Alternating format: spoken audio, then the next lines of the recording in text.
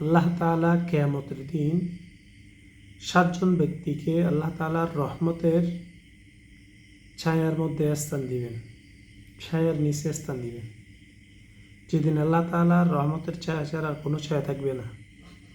একজন নাম্বার হচ্ছে ন্যায়পরায়ণ বাদশাহ, ন্যায়পরায়ণ বাদশাহ। 2 নম্বর হচ্ছে ওই যুবক, যে যুবক তার যৌবনকালে আল্লাহ তাআলার ইবাদত করে। 3 নম্বর হচ্ছে ওই ব্যক্তি যার মন সর্বদা আল্লাহ তাআলার মসজিদের মধ্যে ধাবিত হয়। 4 নম্বর হচ্ছে ওই পরস্পর দুজন যারা আল্লাহ তাআলার জন্য পরস্পর বন্ধু হয় এবং আল্লাহ তাআলার জন্যই পরস্পর শত্রুতামি করে। 5 নম্বর ওই সেই ব্যক্তি যাকে কোনো বংশীয় সুন্দরী মহিলা কুপ্রস্তাব দেওয়ার পরও সে ব্যক্তি রাজি হয় নাই।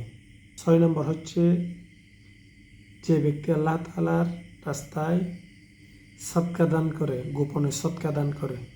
7 নম্বর হচ্ছে যে সর্বদা আল্লাহ তাআলার জিকির করে এবং তার আযাব গজবের ভয়ে কান্না করে।